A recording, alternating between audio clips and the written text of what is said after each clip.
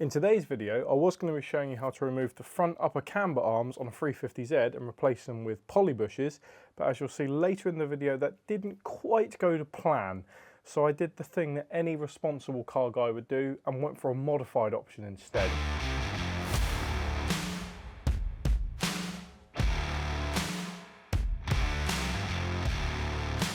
I'm cleaning up the front nut with a wire brush and I'm going to hit it with some WD-40's penetration oil. Now I'm trying to remove the counter pin in the thread by pulling it, then hitting it, but I'm going to have to be honest, it won't ever come out. So I'm going to try and grind the ends off. I found if you jack the front of the suspension up, it will help with being able to spin the captive nut off. You can now get to the two at the back. First hit them with the WD-40, then use a 14mm to undo them.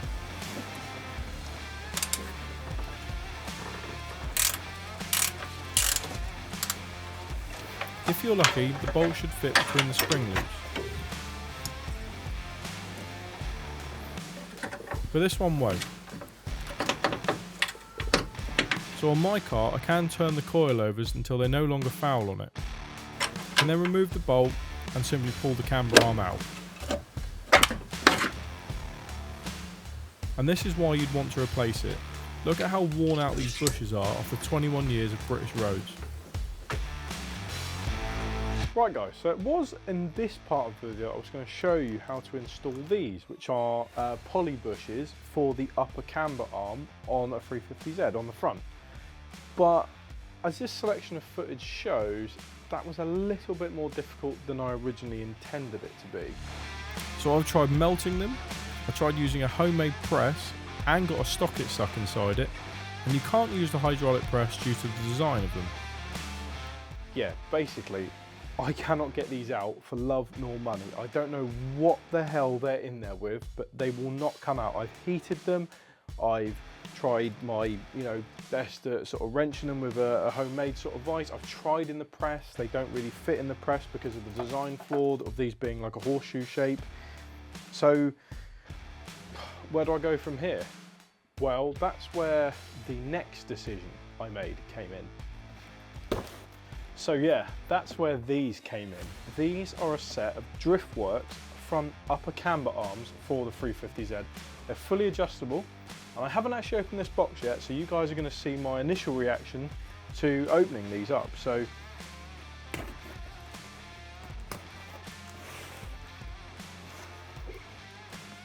I find they actually really secure these boxes very well, which is kind of what you want because these parts are not cheap and you wouldn't want them to arrive broken. So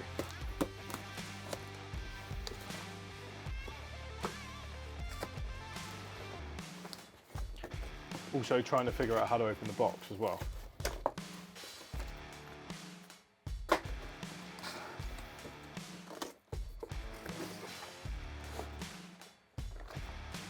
Driftworks. Oh yes, free sweets. That is what we live for as car enthusiasts, by the way. The free sweets that come with your inevitably £400 car part. Like some bushes. And got the sort of front part of the camber arms. I must say, very delicately packaged these.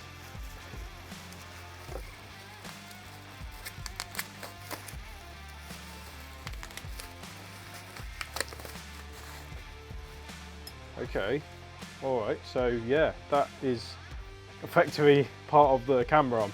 Now, I must admit these are fully adjustable, so unlike the sort of standard alley ones you get on the 350Z, these have got a lot of adjustability, so they actually come in multiple parts. So that is basically the shape, and then there's other bits. So what we're going to do now, we're actually going to build them up, but on first impression, they're really light, they look extremely well built.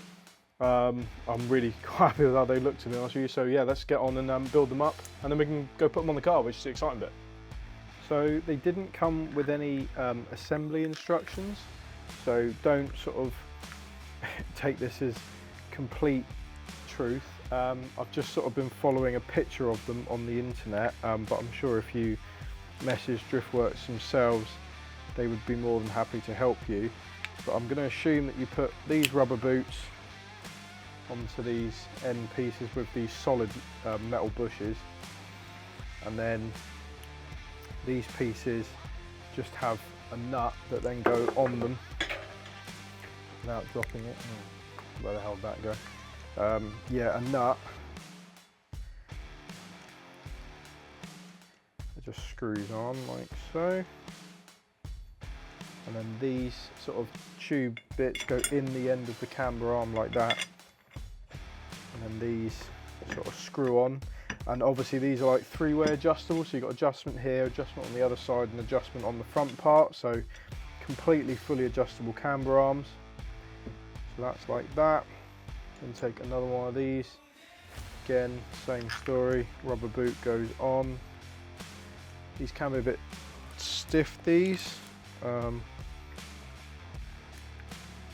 sure if they're like 100% necessary, but I think they just cover up the steel a little bit better.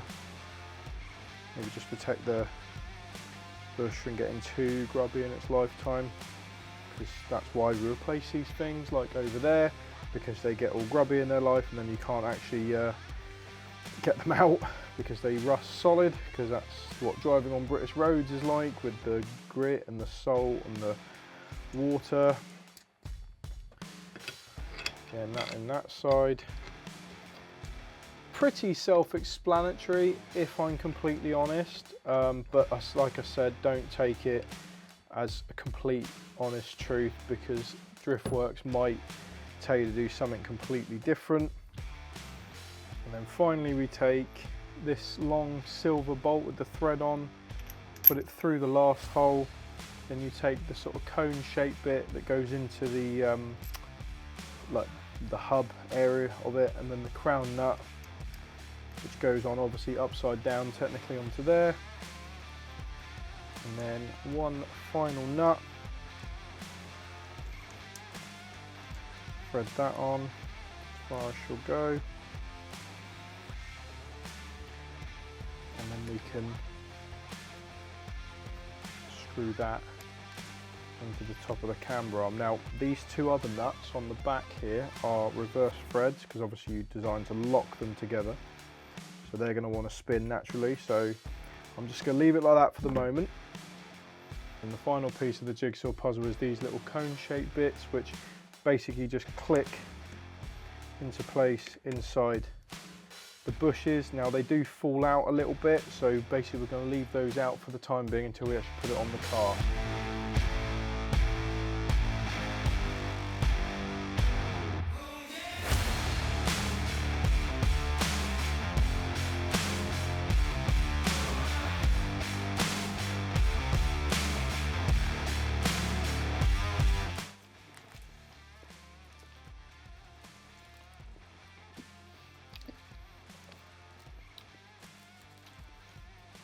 Worth the 300 quid. Right, so one of the hardest bits about sort of setting these back up is actually making them the same sort of shape and size that the originals are. So what I've done is I've adjusted them as far as I can on all the angles of adjustment. I've learnt doing suspension stuff, you really want to invest in massive spanners. These are 19s, these are 24mm nuts, and these are almost 27, I think, some of that. So you really do want to invest in some big spanners, and the devil's tool, which is this, the adjustable spanner. But yeah, this is how I'm going to have them set up for the time being. I say we'll get a full alignment once I've done all the suspension components on the car, but I want it to be as similar to the factory as possible. So now let's go put them back on the car. First thing to do is push these metal bush parts in. These clip in place, but they aren't meant to be solid in there, so they may fall out if you move them around too much. Then put the front part of the arm into the hub and lightly do up the nut.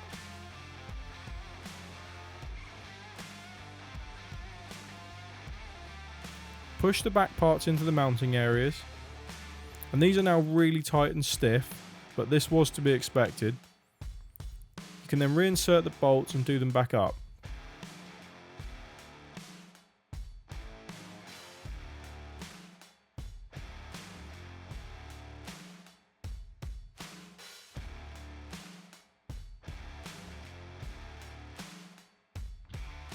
Do this crown nut up on the front part now, and then you can put the counter pin in. This is purely just for safety in case the nut backs off.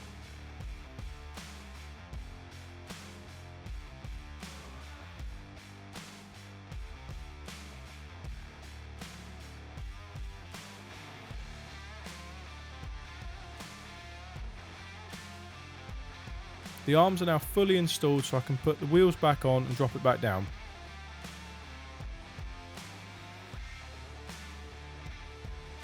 Now, like I said, I made them as close to factory as possible, so there's not really any difference to the car, but in the future video we will be dialing in some camber. So guys, that brings us to the end of the video. The adjustable camber arms are on the 350Z. They are really good quality, I find. Annoyingly, I can't show you them sort of working yet because the car's still got some stuff to do. There's going to be a braided front brake line video coming up soon, so keep an eye out for that. Overall, I think the quality of the product is really good. If I'm going to be brutally honest, I'd have liked some fitting instructions with it. You know, you had to sort of assemble them yourself. There wasn't much guide on how to sort of put the counter pin in, I found. Like, I don't know whether that's correct what I've done, but overall, really good quality product. So shout out to Driftworks for sort of making them. I bought them their own money. They're not sort of sponsoring this or anything. So yeah, no, really good product. And hopefully, as I go into sort of using this more on the track, which I'll explain more in later videos, they should help me dial in some camber on the front. Should make the car run really nice. And with those solid bushes, I think it's going to be really responsive. But as always, guys, I hope you've enjoyed the video. I hope you've learned something. I hope you want to do this to your own car. It's not the worst job in the world, really quite simple. You might just come across nuts and bolts that are a bit rusty, but overall, if you're going to replace them like I have, you can just buzz them off with a saw. And as always, guys, don't forget to subscribe to the channel. Don't forget to like the video, leave me a comment, and as always, keep enjoying those modified cars.